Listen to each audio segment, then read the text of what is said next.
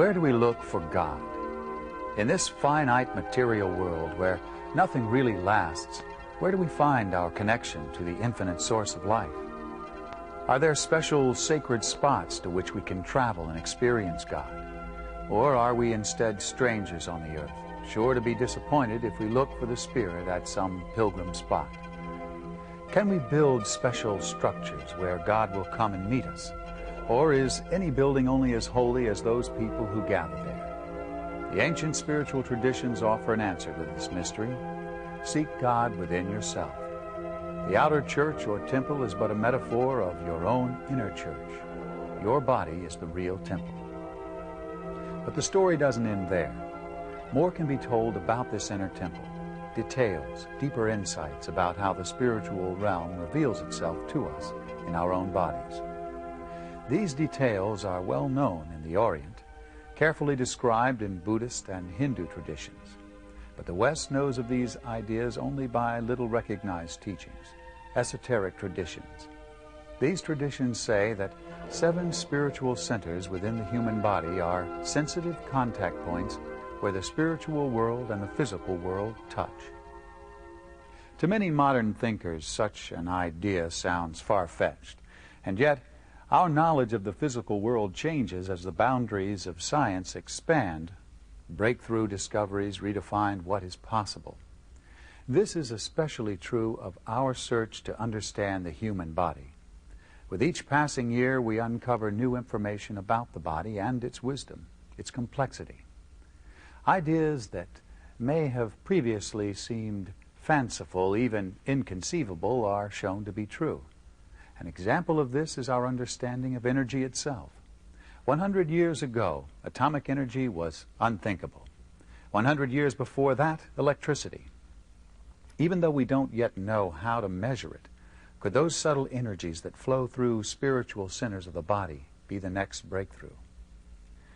Ancient spiritual wisdom from East and the West has for centuries spoken of such subtle energy forms, expressions of the life spirit itself. These invisible energies and forces won't be easy to detect by physical instruments, but these traditions say they are very influential upon our physical, mental, and spiritual health. In some teachings from the East, the movement of these subtle energies is called the Kundalini. Sometimes it has been symbolized by a snake or serpent, probably because it follows a snake-like course up through the body. Might the dual snakes of the caduceus, the symbol of healing and the medical profession, be rooted in long-forgotten understanding of this Kundalini force and its influence on health? The flow of Kundalini energy connects 7 specific spots in the body, what we call the spiritual centers. In the Orient, they have been referred to as the chakras, a word meaning wheel. Through the ages, clairvoyants have seen these energy centers, described them as swirling vortices of life energy, with sections like flower petals or even the spokes of a wheel. No doubt the word chakra or wheel came from direct perception of their appearance by individuals gifted with so-called second sight or perception of higher realities. This program is an exploration of the spiritual centers, the chakras. You will learn exactly what a spiritual center is and how the 7 chakras located in your own body influence you every day. You'll discover insights about the spiritual centers that can help you understand healing, psychic perception, dream symbology, and meditative experiences. Furthermore, this program will provide you with exercises that can be done repeatedly, designed to heighten awareness of the centers and bring their activity into greater health and balance. Where do insights about the chakras come from? Some of the best are from the psychic information provided by Edgar Cayce, perhaps the best known and best documented American psychic. Cayce's upbringing hardly prepared him to become an expert on such an esoteric subject. Raised in the late 19th century, the notion of chakras was not a part of the traditional and conservative Christian methods he learned and practiced faithfully. And yet, as an adult, when he discovered the spontaneous ability to tap higher sources of knowledge, an expanded vision of the human body began to emerge from his clairvoyant perception. At first, his insights were confined to medical diagnoses. Thousands of people received accurate descriptions of ailments, along with treatment suggestions. His natural remedies and his insistence on the physical, mental, and spiritual components of healing made Cayce the forerunner of the modern holistic health movement. In later years, as the scope of his information expanded to include meditation instruction and dream interpretation, a rich and deep set of teachings about the spiritual centers began to emerge.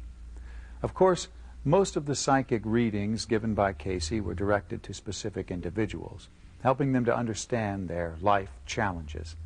In some of those cases, he felt that understanding the spiritual centers was so important that details of a sort of chakras portrait were described. When an artist then sketched according to Cayce's indications, these charts gave a visual display of the 7 spiritual centers, differing in size according to how prominent a role each chakra played in that person's consciousness.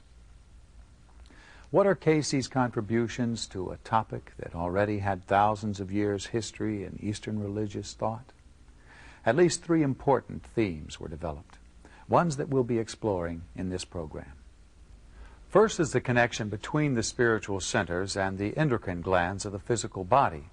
According to Cayce, it is through the hormonal secretions of these glands into the bloodstream that the entire physical body is influenced. Second, Cayce described how the chakras are directly related to the development of psychic abilities. And finally, his information provides a fascinating account of places in the Bible where teachings about the spiritual centers can be found. Foremost among his contributions in this field is a way of using the Lord's Prayer so that its portions correspond to the balancing and awakening of the 7 chakras. But Cayce is not alone as a figure from the West interested in the reality and importance of the chakras. We can go back as far as the 17th century and the work of the German mystic Jacob Boehme and his followers. One of Boehme's students, Johann Gitchel, published in 1696 this diagram of the human body. It shows an esoteric understanding of the body, one that clearly indicates the spiritual centers and the flow of energy among them. In more recent times, several contemporaries of Cayce presented detailed teachings about the chakras. Dr. Rudolf Steiner, an Austrian philosopher and clairvoyant, taught a meditative approach designed to bring maturity and balance to the spiritual centers. From among the some 350 volumes making up his collected works, his book, Knowledge of Higher Worlds and Its Attainment, is considered by many to be his finest and most important contribution, a book that gives detailed instructions about the chakras and a new meaning to spiritual initiation. Another contemporary of Cayce's who wrote extensively about the chakras system was C.W. Ledbetter, a leading theosophist in the early 20th century who compiled a classic study of the topic.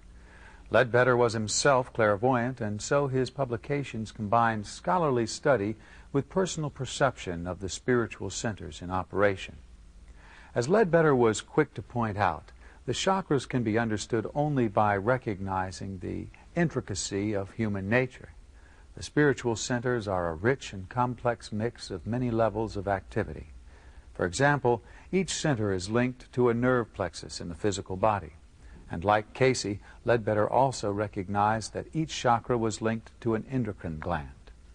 And even more important, the chakras exist within higher energy bodies, what Cayce called the finer physical body, and others have labeled the etheric body, as well as within the astral body and the spiritual body or soul.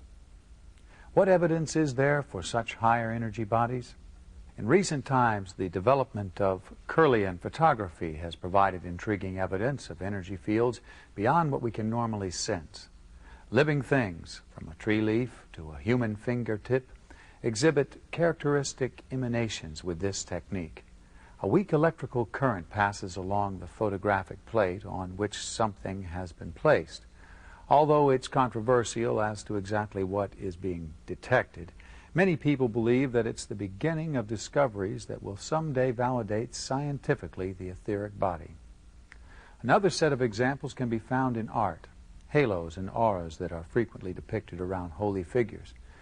Is this merely an artistic device to indicate someone with higher consciousness, or is it based on an ancient and wise tradition? Could it be that these illustrations of light extending beyond the flesh body are a reminder, a clue, that every one of us possesses levels of energy not usually seen? More widely accepted is the Chinese medical science of acupuncture. In recent times, more and more physicians in the Western world have begun to practice these techniques. Acupuncture teaches that subtle energies flow along meridian lines of the body. By the insertion of needles at key points, blockages in the flow of this primal life force can be removed. In fact, psychically sensitive individuals such as Cayce, Steiner, and Ledbetter talked about subtle energy bodies as matter-of-factly as most of us speak of the weather. All this evidence for higher energy bodies suggests that there may be something quite real to the ancient teachings about the chakras. Expert sources on the chakras describe these 7 energy centers as located in the more subtle bodies, particularly the etheric body, or what Cayce called the finer physical body, a label that emphasizes how connected and influential it is to the familiar flesh body. But what role do the spiritual centers actually play? What is their job? Each chakra is a connection point, linking the physical body in the material world with the soul body in the spiritual world. That connection serves several purposes. One is to transmit energy, the force that gives vitality in life itself. We could borrow a term from physics that corresponds to what the spiritual center is doing. The term transducer. A transducer is a device that takes energy in one form and changes it into energy in another form. For example, a common telephone is a transducer. It takes the electrical impulses that travel along telephone wires and alters the energy patterns into sound which we can hear. The analogy captures the essence of one function of a chakra. It takes energy from the spiritual world and, by altering its vibrations, makes it available to us in our physical bodies. Energy flow is crucial to our understanding of how the chakras operate. Not only do chakras provide the flow of energy into the physical body, but there is also a flow of energy from one center to another, something we'll look at more closely later. Another purpose of these 7 connection points is to store the memory patterns of the soul. The question of where memory is stored is an elusive one. Medical science has never been able to pinpoint the location. While there is certain evidence that portions of our brain relate to particular types of remembrance, other evidence suggests that the brain alone cannot account for all memory. In fact, some memory seems to be present at the cellular level throughout the physical body. Cayce and others suggest that memory also resides in the higher energy bodies, and that the spiritual centers play an important role. Certain types of patterns are imprinted in particular chakras. A hint of this can be found in colloquial expressions. We naturally and intuitively link types of experience and memory to certain places in the body. Our language gives us clues about the chakras. Expressions such as broken-hearted, fire in the belly, stubborn and stiff-necked. They suggest that memories related to love and emotions reside in the heart region.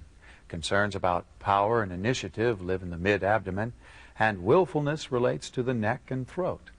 In fact, these and other common expressions simply confirm an ancient concept about the chakras. There are 7 primary areas of human experience, one related to each of the spiritual centers. The location of the first chakra is usually described as the groin area or the base of the spine, the root chakra. It is associated with basic survival, both the survival of the species through physical reproduction and also individual survival through the necessities of life. We all have many memories and patterns of behavior related to this area of human experience, and they are stored within the first spiritual center. The location of the second chakra is in the lower abdomen. It is especially related to the polarities of life, most notably the balance between masculine and feminine aspects within us all. That delicate balance between yin and yang, between passive and active, creates many patterns of thinking, feeling, and acting that directly relate to the second chakra. When this center is out of harmony, we can become one-sided in our approach. pushing for the dominance of one aspect over the other. Or we may project the side of ourselves that is weak onto someone else. Either way, it relates to our interpersonal relationships. The third spiritual center is found in the solar plexus region. It is associated with the use of power at a personal and material world level. In its negative expression, it can be anger, resentment, or fear. But when this center operates in a more healthy way, it provides the personal power for courage and initiative. The fourth chakra is located in the heart region, just behind the breastbone. It is the center of love. Love at a human level, as distinguished from the universal love associated with the seventh center.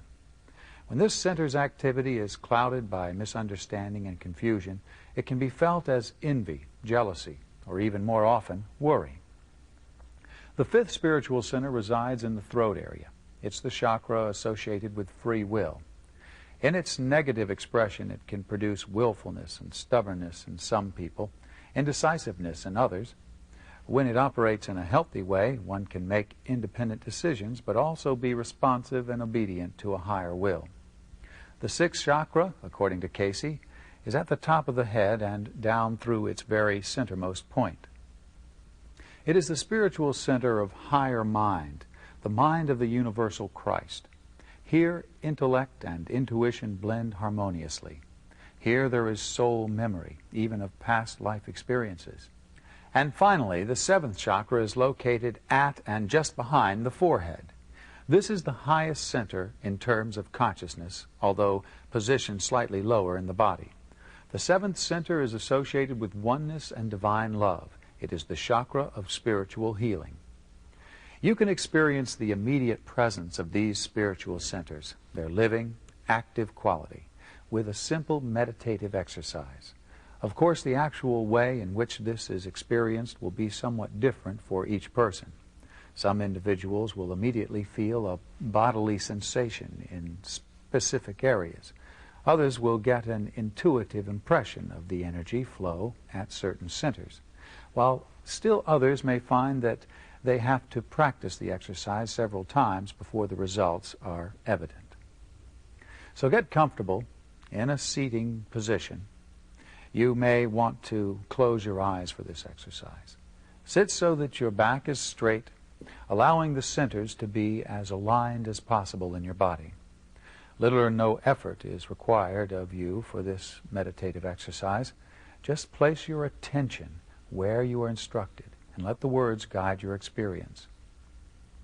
First, before we turn to the spiritual centers themselves, just feel how easy it is to direct your attention and move your awareness into and through parts of your body. Move your consciousness to your left elbow. Feel what's happening there. Sense the nerves, body, skin, and blood that are active and conscious there. Then to your right big toe.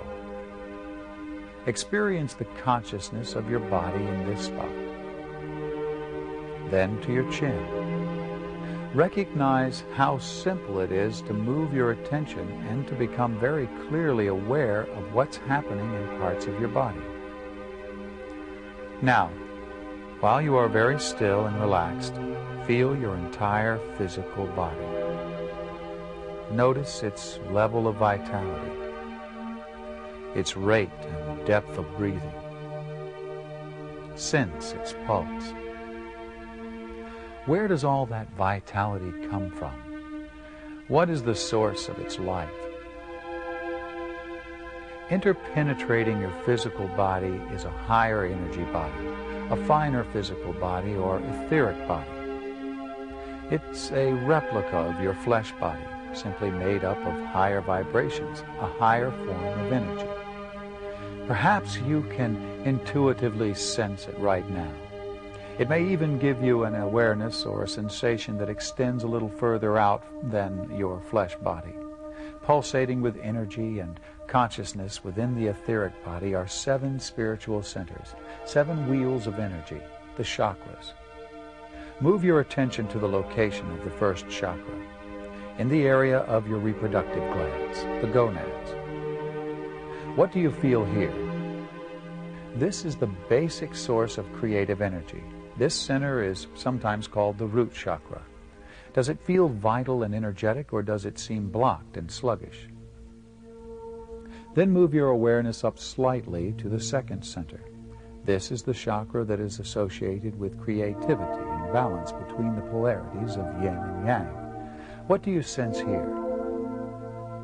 Does the energy feel balanced, alive, and creative? Or does it feel one-sided and out of equilibrium? Now allow your attention to focus on the third chakra, in the solar plexus area. What do you feel here? This is the center of power as it's used in the material world. Does the energy at this center feel like initiative and courage, or do you sense fear, anger, or resentment here? Now on to the fourth center, or heart chakra. It corresponds to love at a personal level and all the types of relationships. What do you pick up about the energy patterns there? Do you feel compassion and genuine loving openness, or do you feel jealousy, envy, or worry? Move your awareness on upward to the fifth center, or throat chakra, the center of free will and choice. What do you feel here? Do you feel that sensitive balance between independent decision-making and obedience to a higher will? Or do you sense a strong tendency towards stubbornness or indecision? Then let your attention focus on the sixth center, or crown chakra, at the top and center of your head. This is the center of higher mind. Its wheel of energy, its spiral vortex movement, opens upward into the space above your head, ready to draw upon energy and knowledge from beyond yourself. How aware are you of its presence? To what extent has its activity been clouded from your day-to-day consciousness? And finally, move your awareness to the seventh center, which is at your forehead and just behind. This is the chakra of oneness and spiritual healing. How conscious have you been of its presence?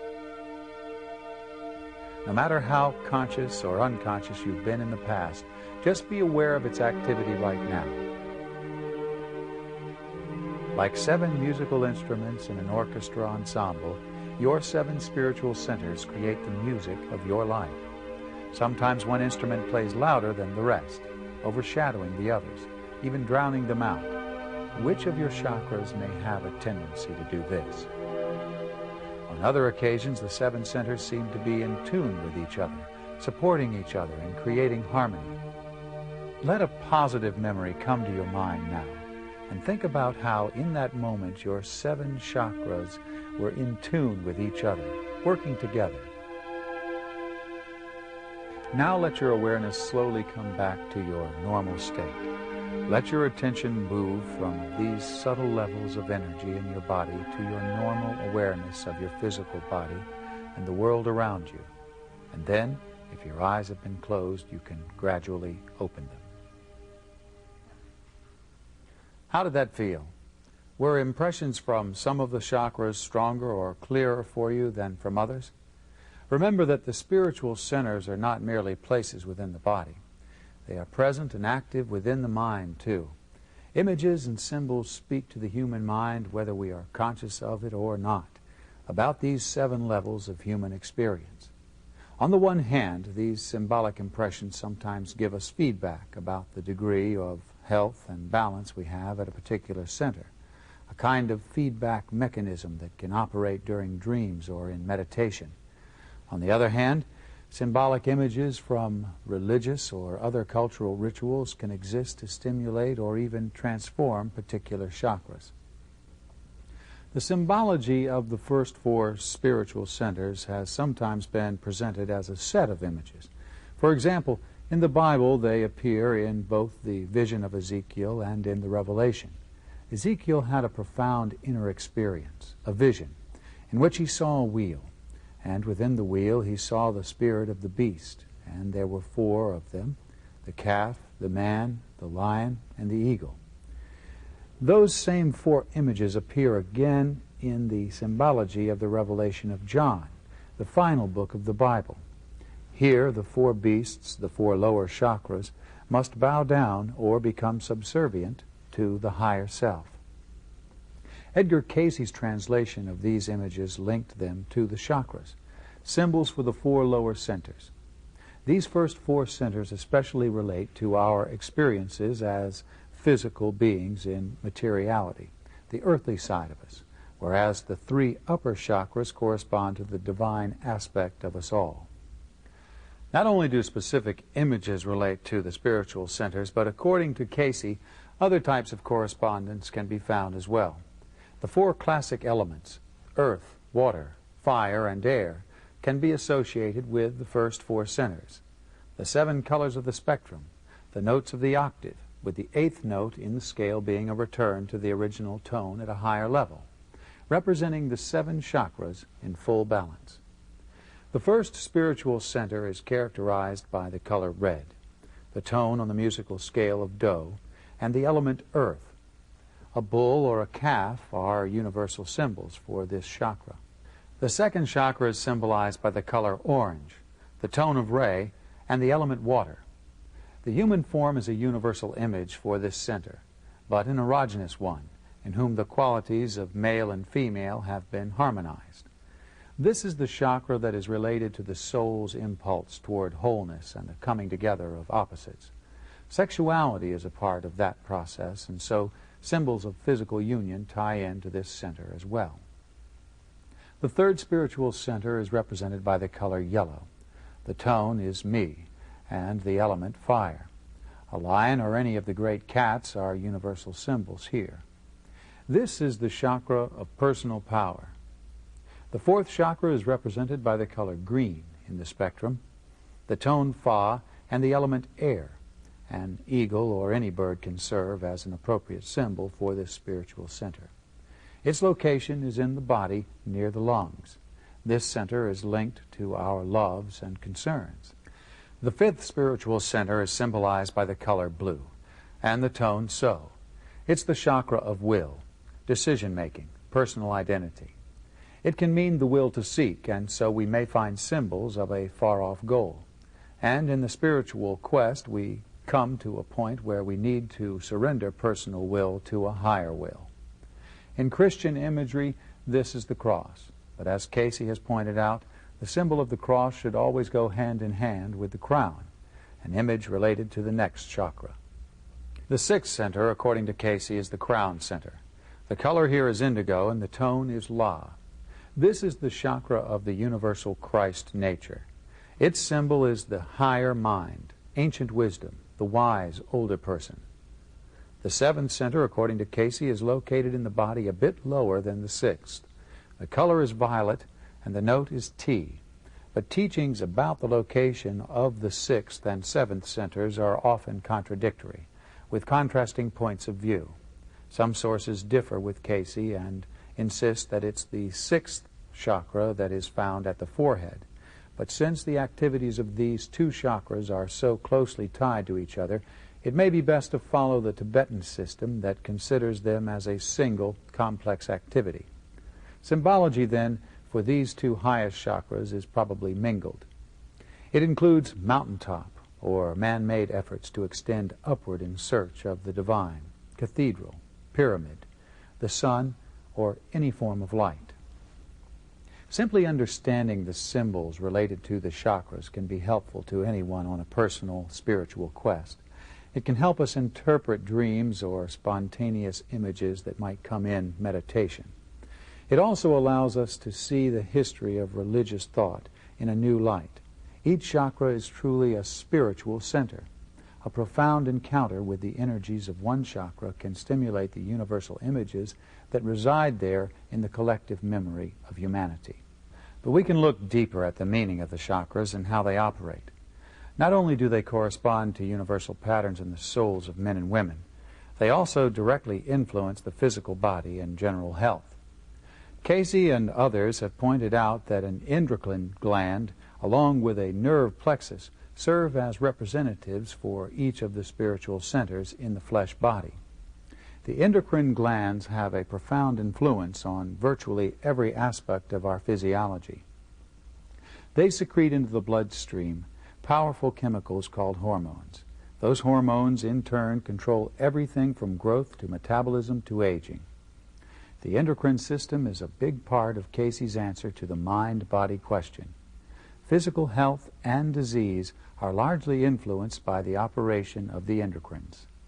In turn, the endocrine system is linked to the mind and the soul, as the chakras in the higher energy bodies directly affect specific endocrine glands. The first chakra is associated with the reproductive glands, the gonads, the testes in the male and the ovaries in the female. The second spiritual center Cayce identified with the cells of Leydig, tiny areas that are actually within the reproductive glands themselves. The glands linked to both the first and second chakras produce various sex hormones.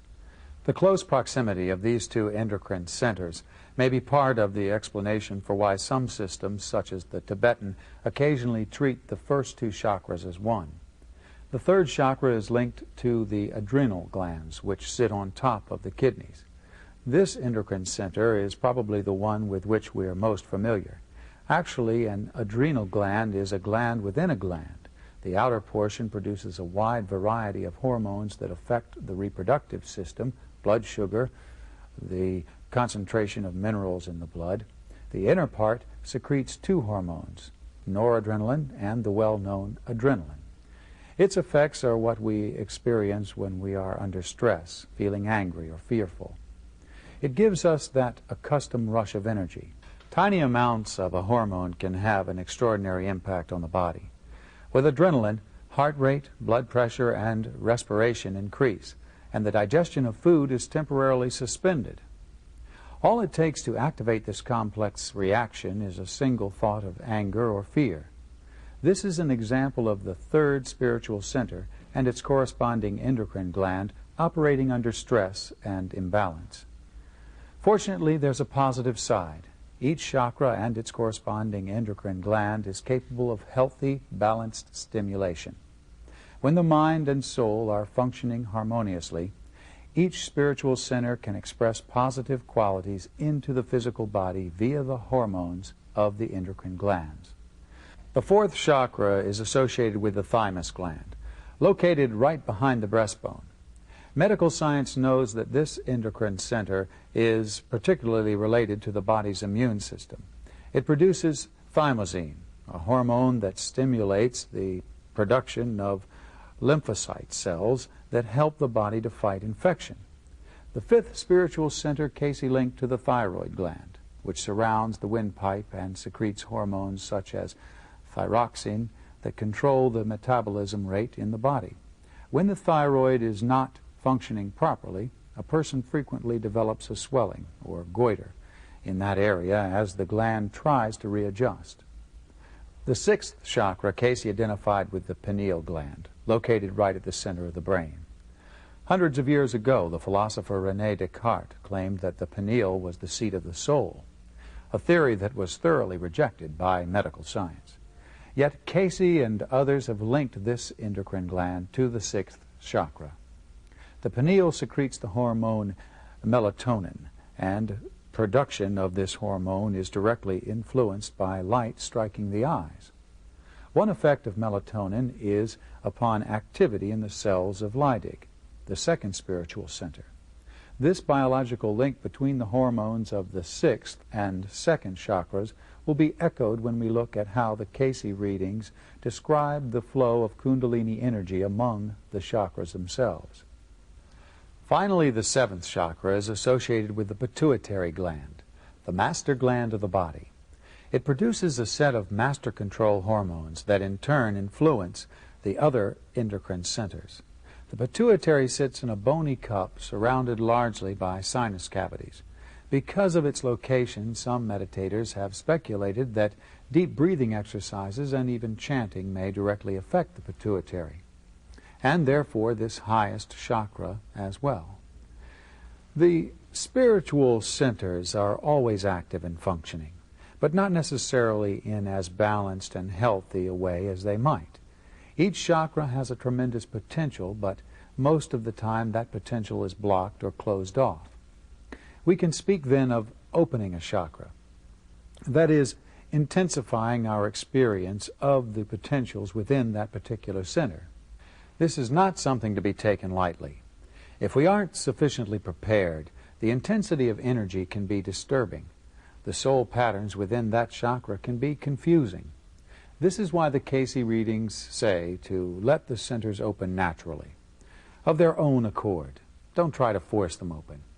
In fact, Cayce suggests that this very teaching is found in the Bible, in that mysterious book of the Revelation. Here we find an account of a deep meditation experience of John, one that is principally symbolic of his own inner life and our own. The 7 churches represent the 7 centers. Each church is addressed by the higher self and told of its faults and its strengths, the universal tendencies of each specific chakra. In this profound meditation experience, John also sees a book with 7 seals, again symbolic of the 7 spiritual centers. He wants to open the book and read from it, but the seals keep him from doing so because he's not ready. Here, according to Cayce, is a lesson about our own spiritual centers.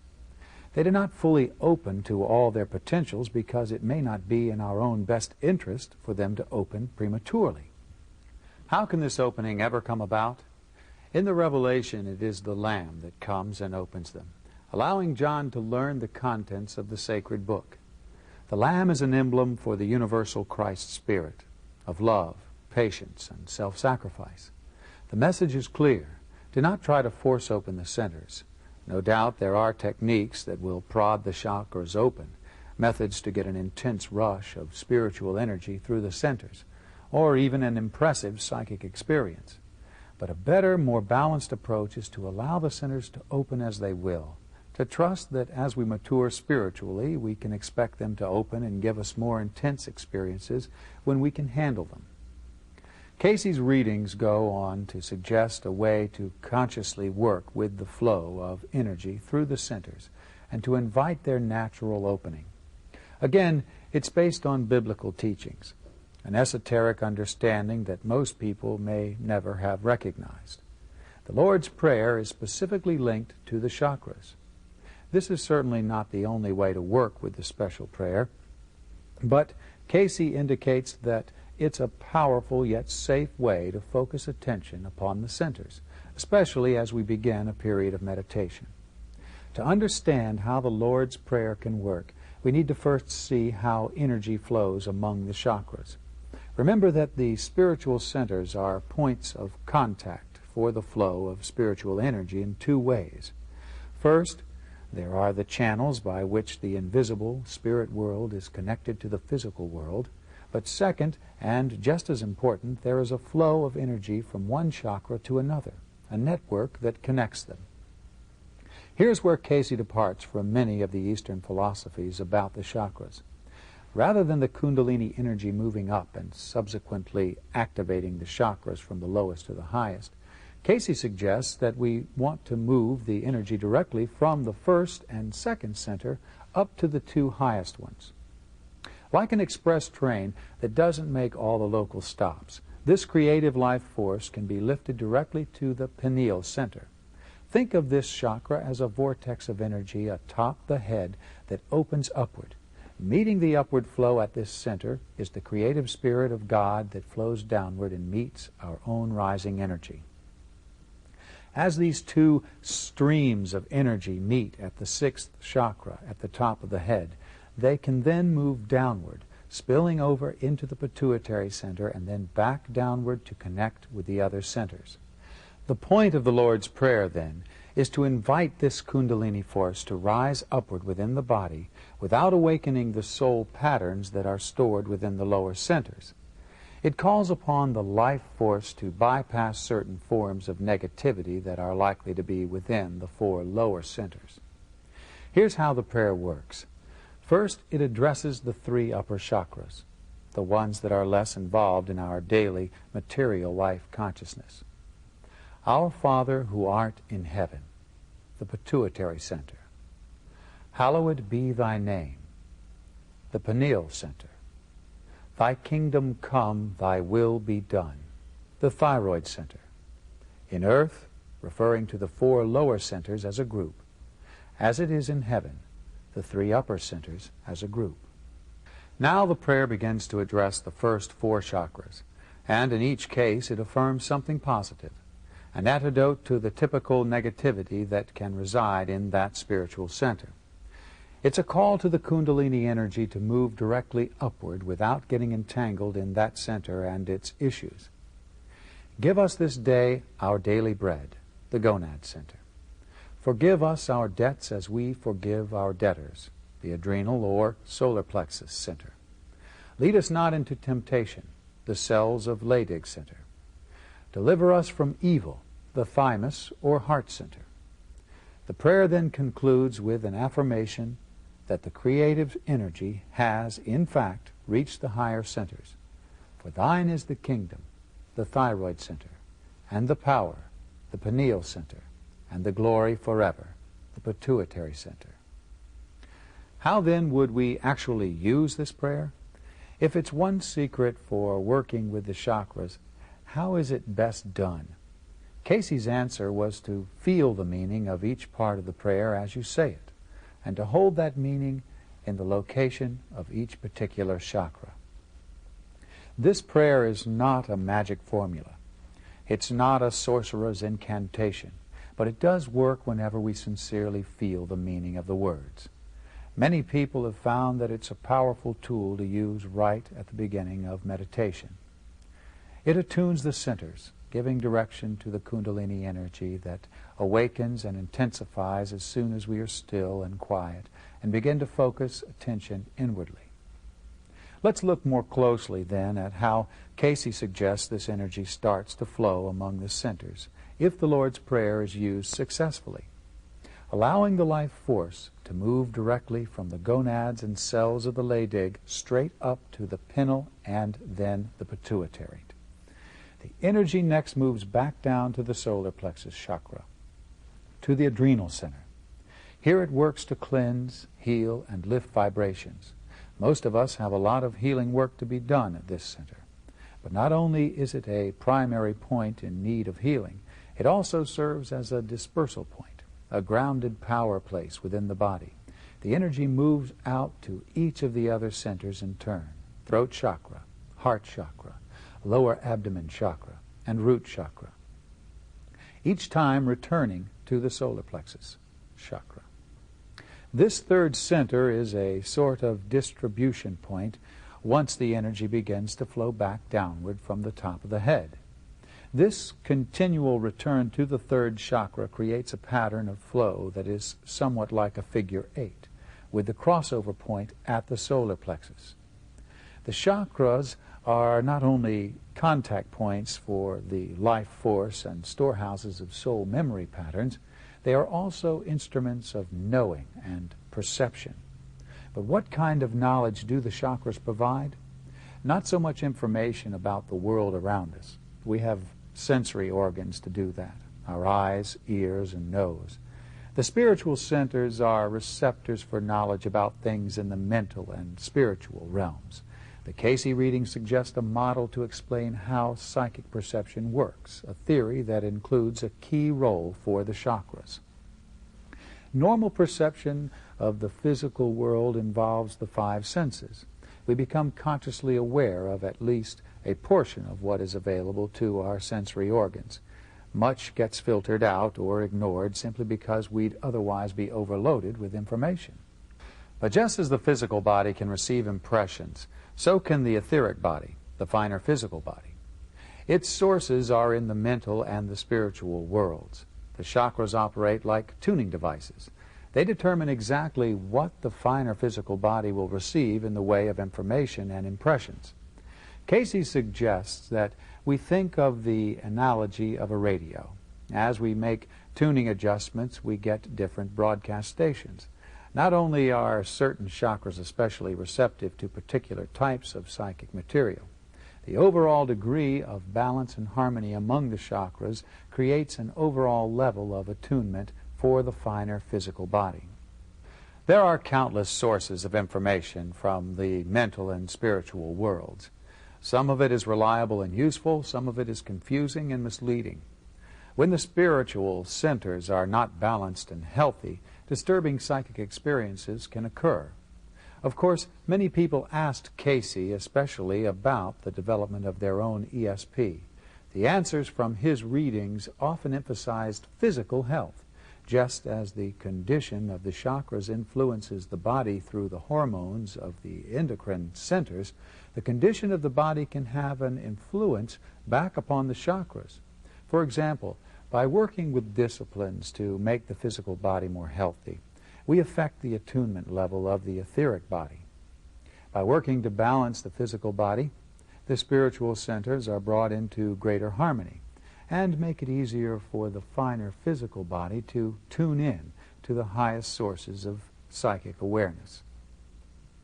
What glands or centers are particularly tied into distinct forms of psychic perception? The thymus, or fourth chakra, is tied to telepathy. This sort of mind-to-mind communication has been shown to happen most readily between individuals where there is loving concern.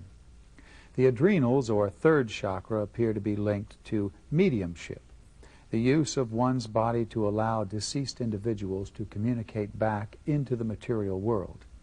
Cayce generally did not encourage the development of this form of psychic ability, and there has been a misunderstanding by some people that Cayce himself operated this way, which he did not. But in the long history of mediumship, we find the tradition that psychic energy, or even the voice, projects from the medium's solar plexus. Speaking in tongues may well be associated with the thyroid, or fifth chakra, the remembrance of past lives with the pineal gland, or sixth center, and spiritual healing with the pituitary gland, or seventh chakra. In fact, spiritual healing may be the highest form of psychic experience, one that is directed by the pituitary center but influenced by the other chakras as well. One way that we can experience spiritual healing is through the laying on of hands. Touch healing methods have been practiced for centuries. For example, in the Bible we find many illustrations of how healing power can be transmitted from one person to another through touch. It makes sense to suppose that healing directed to specific chakras may be effective. The soul patterns that influence illness of any kind live in the spiritual centers. And although Cayce didn't call the hands themselves a chakra, his readings and many other sources that speak of subtle energies describe the hands as primary dispersal points for spiritual forces. Truly, our hands can be instruments of communication, of light, and of healing. How might we do this? First, we can practice laying on of hands for ourselves. After a period of meditation, we can direct healing energy specifically to a center that seems to have special need. For example, if you are blocked in making a decision, laying on of hands for the throat chakra might be appropriate. If you are struggling with a love relation, laying on of hands for yourself at the heart center would be called for. The readings refer to the left hand as receptive and the right hand as active. This is apparently a universal principle. No matter which hand you use for writing, the left hand is placed on the front of the body and the right on the back. However, when the focus is upon the pineal center, or sixth chakra, one can simply place both hands on the top of the head. For the fourth center especially, the hand placement may be a bit awkward.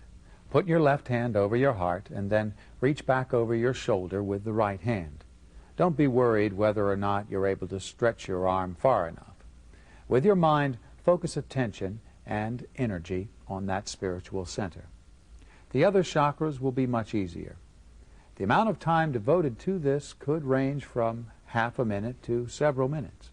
Those who are working diligently with meditation and self-healing were also encouraged by Cayce to practice laying on of hands for others. Again, energy directed toward the chakras may be an effective technique. When the illness is located in a specific part of the body, a leg, an arm, or whatever, then the laying on of hands will probably include touch directly on that spot. But for any illness, physical, attitudinal, emotional, or spiritual, Laying on of hands for the chakras may also be useful. Here the channel for healing must use his or her own intuitive sensitivity. Which spiritual centers are most in need of balancing and healing? Which chakras need to be most directly involved in transforming this illness? It's usually wise to use touch healing on the pineal and pituitary centers, whatever the problem may be. Both hands can be placed on the top of the head, and then the right hand, the active distributor of the energy, on the back of the head, and the left hand, the receptive, on the forehead. For any of the other 5 chakras, this same pattern can be followed, with the left hand on the front of the body and the right hand on the back. What makes the laying on of hands work is not the technique itself. Knowing the best method for the placement of the hands is useful, but what really matters is the spiritual attunement of the healing channel. When you practice laying on of hands for yourself, you may or may not feel anything happening. If you do, it's likely to be warmth or an actual sense of energy movement. But whether you do or not, changes are being done in the subtle energy bodies. The same principle holds true for laying on of hands done for someone else.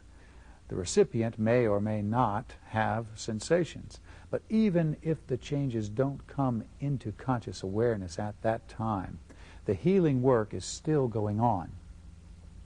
Before moving on to a final experience with the chakras, one that you can use over and over again on a regular basis, let's review the key points that we've covered. These essential ideas form the heart of what the Cayce readings teach us about the chakras. These mysterious connection points to the spiritual world. 1. Our contact with God and the spiritual world is within our own bodies. 2. Each chakra is a spiritual center. Each one is important to our spiritual search. 3.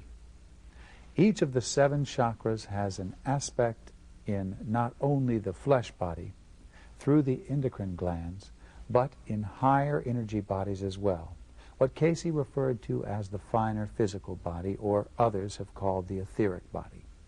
4. The spiritual centers aren't really a foreign idea.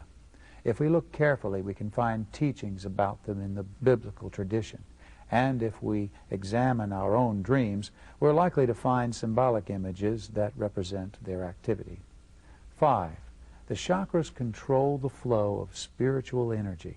They act as transducers that change rates of vibration so that higher, more subtle energies can manifest in the material world. And the 7 centers themselves form a network. There is an orderly pattern to how the energies can flow from one center to another, especially when we quiet ourselves and focus the mind in meditation. And finally, 6. The spiritual centers are storehouses for the patterns of the soul. Now let's do a final exercise designed to bring together the ideas that we've examined. This imaginative exercise can be used on a regular basis, and it might be especially useful right at the beginning of a meditation session. Although Cayce discouraged people from actually meditating on specific chakras, a part of one's preparation for meditation might well focus on balancing and harmonizing the spiritual centers. Sitting comfortably, make sure that your posture is erect.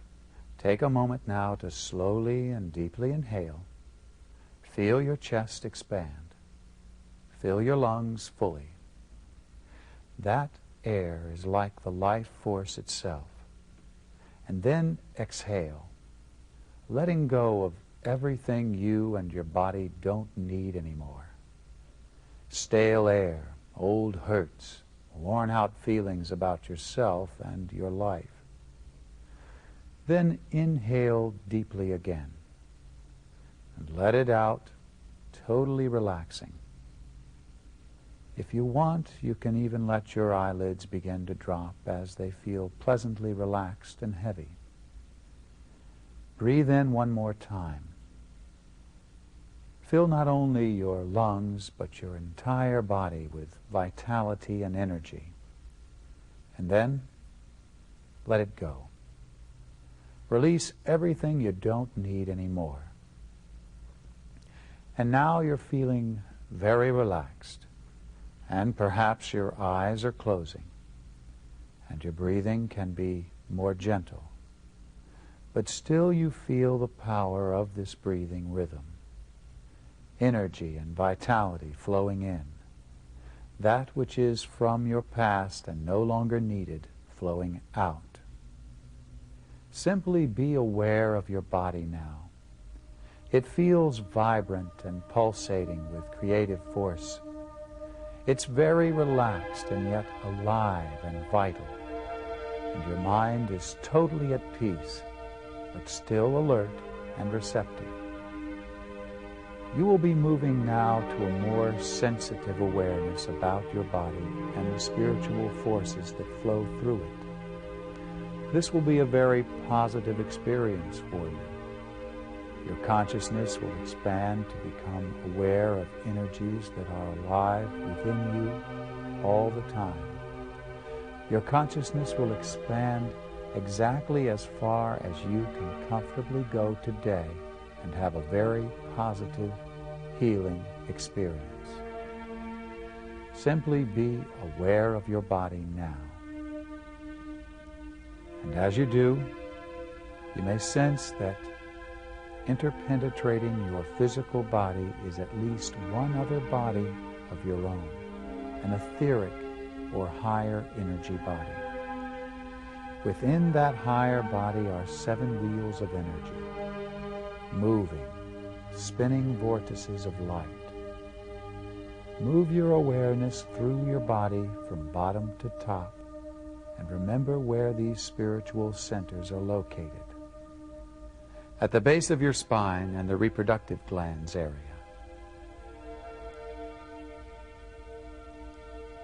In your lower abdomen. In your solar plexus. At your heart. At your throat. At the top of your head. And at your forehead. Each of these points is a spiritual center. Each one has an important role to play in making your life healthy and fulfilling. Each of these chakras is a channel for the flow of creative, spiritual energy into your life. Feel your desire for wholeness, balance, and harmony in the activities of these centers. Know that with your focused attention and your imaginative forces, you can make that a reality. With the power of your mind, through your imaginative forces, you will direct a flow of energy that passes through these chakras in an optimal way.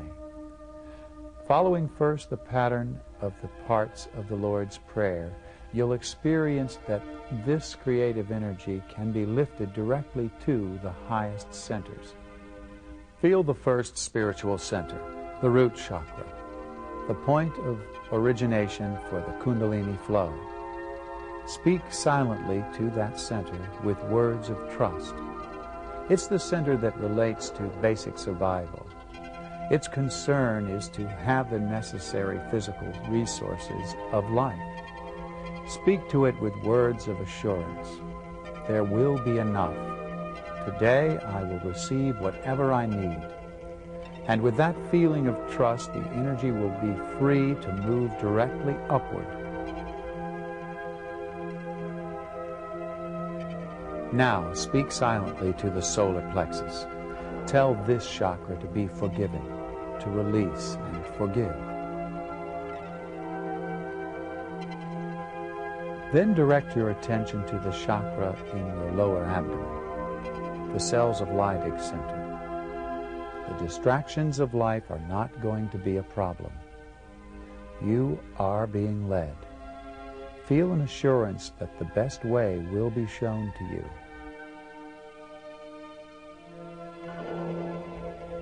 And then speak silently to your heart chakra. All patterns of living that lack love are removed. the Kundalini energy will be free to move directly to the highest centers without yet activating this heart center. Now imagine that there is a direct flow of creative energy from your second chakra directly to your sixth at the top of your head. A free flow of vitality.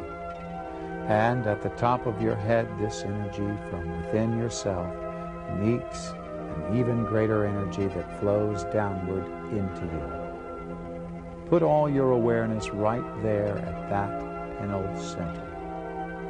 Simply be in that light. You may experience inwardly the spectral color indigo that corresponds to this center, or you may experience it simply as white light. And then feel that energy spill over, downward slightly to the pituitary center. Let all of your attention rest at your forehead and back inward to the pituitary gland itself. You might experience this as the utmost color of the spectrum, violet, or perhaps as a golden light, also symbolic of this highest center. Now feel this energy as it begins to move back downward. It has taken on the vibration of the two supreme chakras, and now it can do a healing and balancing work with the other centers. Let the energy move to the solar plexus chakra and the adrenal glands. You may want to help direct this energy even more by doing laying on of hands for yourself. Placing your left hand in front of you, right hand in back. Affirm the positive qualities of this center. Persistence and courage. You may get a feeling of the third spectral color here, yellow. Let your imaginative forces fill this center with a yellow light. This solar plexus chakra will serve as a distribution point for the balancing, harmonizing energy. It moves now back to the root chakra. Again, you may want to do the laying on of hands for yourself to help focus the energy. Left hand in front and right hand in back. Affirm the positive qualities of this center. Strength, vitality. The color here for balance is red.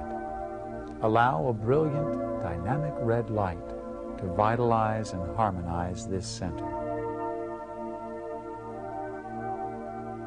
Now, sense the energy returning to the solar plexus, and then flowing outward again to the second chakra, to a spot in your lower abdomen about 6 inches below your solar plexus. And affirm the positive qualities of this chakra when it's operating in a healthy way. Creativity and harmonious balance between the many opposites of life. Fill this center with light, the color orange. And the flow of this creative energy returns once again to the solar plexus, and then is directed to the heart chakra. Feel and affirm the positive potentials of this center. Love, patient understanding, compassion, and feel that this spiritual center is filled with a green light that balances and harmonizes its activities. Experience how the energy comes back once more to the solar plexus to be renewed. And still carrying the imprint, the vibration of the pineal and pituitary centers, that energy moves to the throat chakra and affirms silently the positive qualities of this center. Free will, decisiveness, obedience to a higher purpose. And let a healing blue light fill and radiate from this chakra.